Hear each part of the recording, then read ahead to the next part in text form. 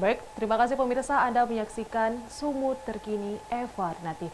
Bersama saya Emi Faradisa, pemirsa salah satu WNI yang berasal dari Sumatera Utara saat ini berdomisili di London, sembuh dari COVID-19. Untuk mengetahui kisahnya melawan COVID-19, kita telah terhubung langsung dengan Bapak Fairuz Abadi Alwi. Halo Bapak Fairuz, apa kabar Pak?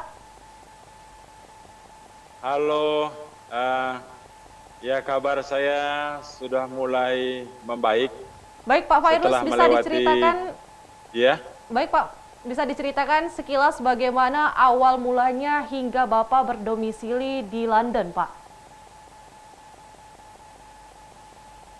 oke. Jadi saya mulai hijrah atau berdomisili di London itu kebetulan karena menikah. Jadi saya ikut orang rumah itu mulai bulan November tahun 2006.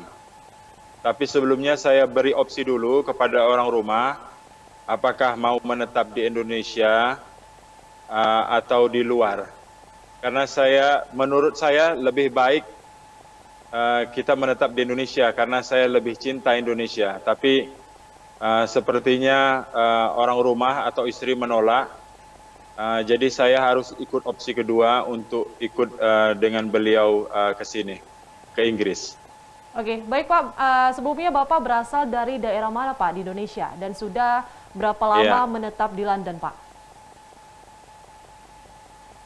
iya. Saya berasal dari Pangkalan Berandan, kota kecil sekitar 80 km dari kota Medan, ke arah utara, ke arah Aceh. Kebetulan orang tua saya dulunya bekerja di Pertamina, jadi saya dilahirkan di Pangkalan Berandan dan dibesarkan sampai saya menyelesaikan pendidikan tingkat atas saya. Baru kemudian setelah itu saya hijrah ke Jakarta untuk melanjutkan studi dan pekerjaan saya. Baik Pak, bagaimana awalnya Bapak tahu menderita COVID-19 dan bagaimana riwayat kegiatan yang Bapak lakukan saat itu Pak sebelum Bapak mengalami COVID-19 ini Pak? Apa yang Bapak rasakan Pak? Iya, jadi awal mulanya saya merasakan kurang enak badan gitu ya. Itu mulai tanggal 30 Maret tahun 2020. Ketika bangun pagi saya merasakan semua badan saya sakit semua, kemudian kepala rasanya berat, pusing sekali gitu. Jadi saya pikir ini udah tanda-tandanya saya diserang oleh sesuatu gitu. Sebelumnya saya masih bekerja seperti biasa karena saya termasuk key worker atau pekerja yang diutamakan di sini, yaitu dari emergency service, transportasi, kemudian ada polisi, ada perawat. Kebetulan saya bekerja di bidang transportasi yang masih melayani penumpang ya, di kereta api, KRL di kota London. Dan saya juga kebetulan bekerja di salah satu stasiun tersibuk di kota London, jadi saya tetap bersinggungan dengan penumpang. Saya tidak tahu di mana mulanya, kenanya saya tidak tahu, tapi yang saya rasakan pertama kali saya kena itu adalah kepala pusing, kemudian seluruh badan rasanya sakit semua. Baik Pak, apa yang Bapak lakukan setelah mengetahui Bapak sakit Pak? Ya, jadi di sini ada prosedurnya. Ketika kita mengetahui bahwa kita mengidap sesuatu atau terjangkit sesuatu di sini, baik itu virus atau bakteria, kita menghubungi nomor khusus di sini yang sudah disediakan, yaitu nomor 111, yang kita sebut NHS, atau dengan bahasa kita disebut Badan Kesehatan Inggris.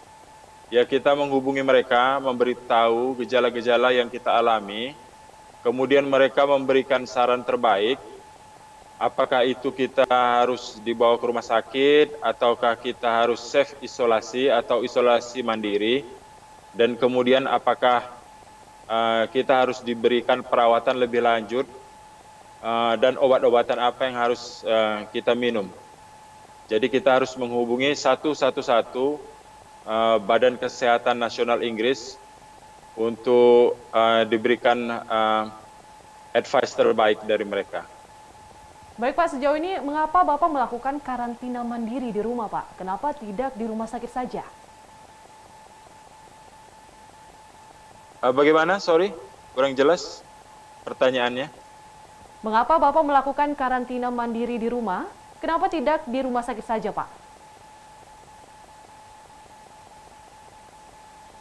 Maaf Mbak, sekali lagi pertanyaannya kurang jelas, Baik Pak, terputus-putus.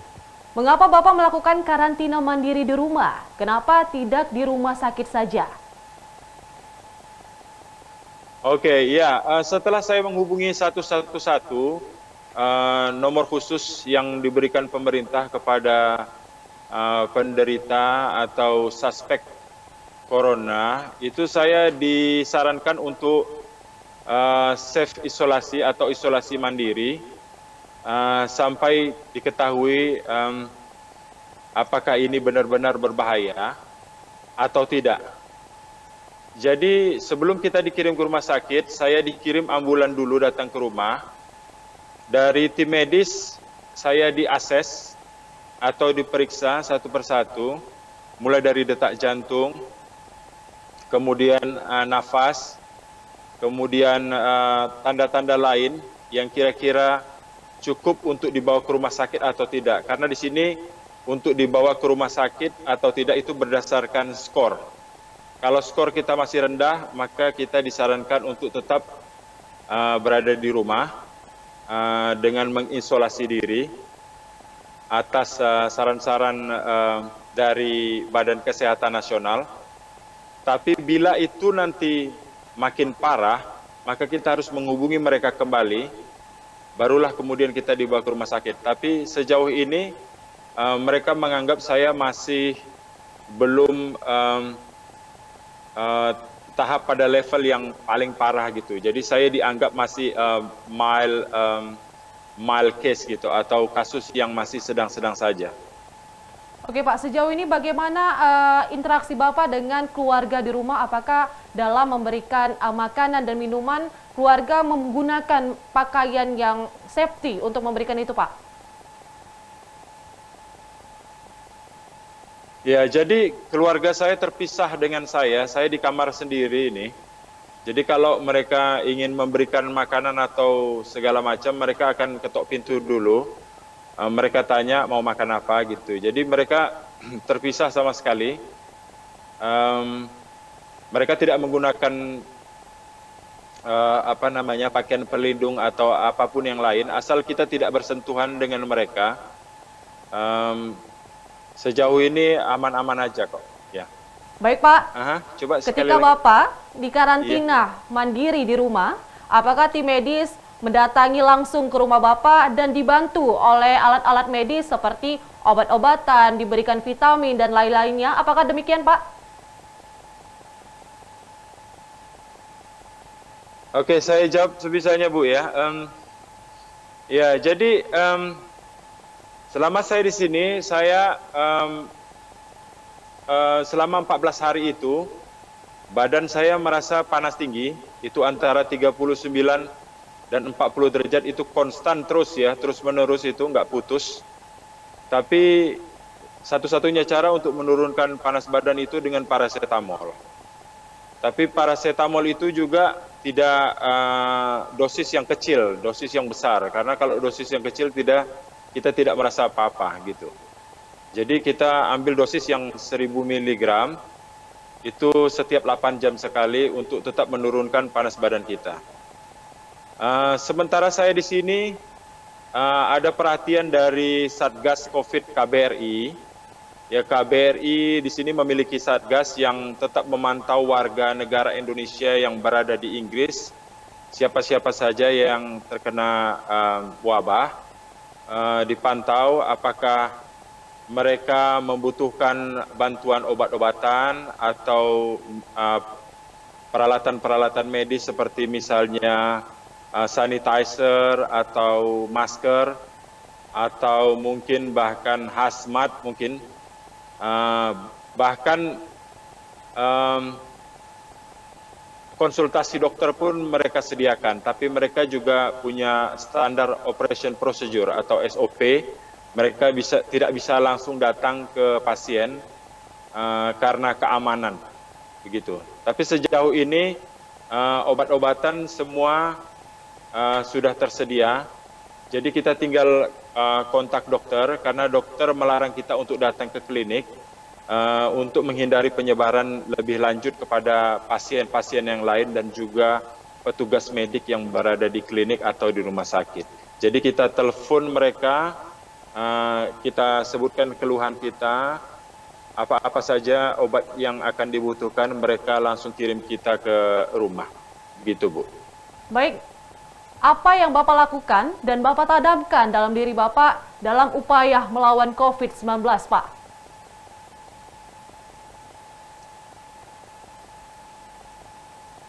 Sekali lagi, Bu, kurang jelas suaranya, Bu. Maaf, Bu. Apa yang Bapak lakukan dan Bapak tanamkan dalam diri Bapak dalam upaya melawan COVID-19, Pak?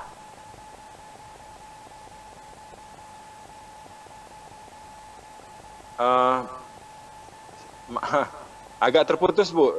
Kurang keras suaranya, Bu. Maaf. Baik, Pak. Apa yang Bapak lakukan dan Bapak tanamkan dalam diri Bapak untuk melawan COVID-19, Pak?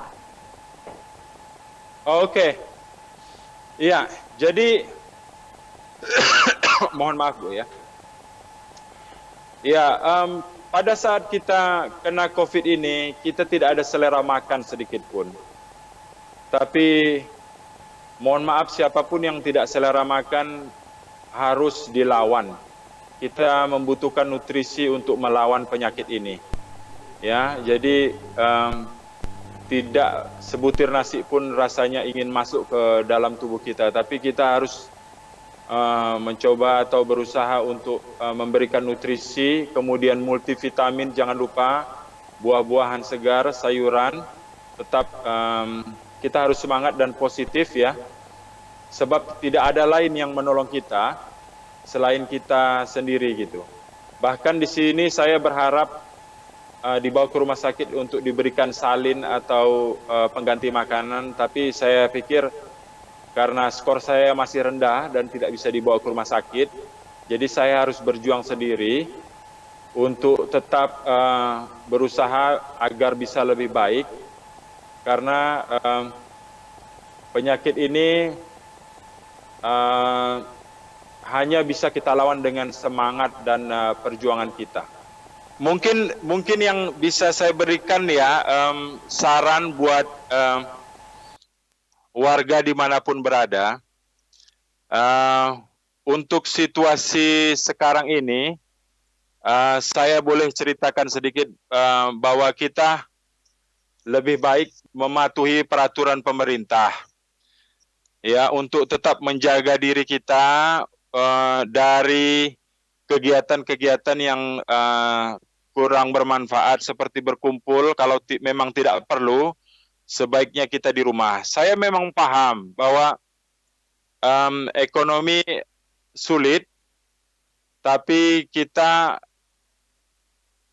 lebih mengutamakan kesehatan dan keselamatan keluarga kita. Karena saya percaya kalau kita kena penyakit ini, bahwa penyakit ini tidak memandang bulu dan tidak memandang umur. Jadi siapapun bisa kena, kemudian resikonya itu 50-50, 50% fatality-nya. Jadi bisa kita survive, bisa juga kita mengalami kematian gitu. Jadi saya berpesan kepada mohon maaf, saya berpesan kepada kawan-kawan dimanapun berada untuk tetap berada di rumah, menjaga kebersihan, mencuci tangan paling tidak 20 detik ya dengan sabun. selalu waspada.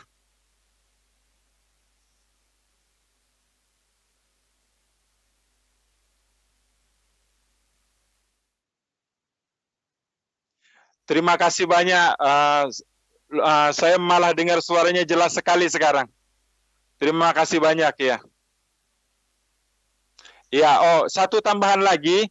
Um, satu tambahan lagi. Saat ini di London masih lockdown.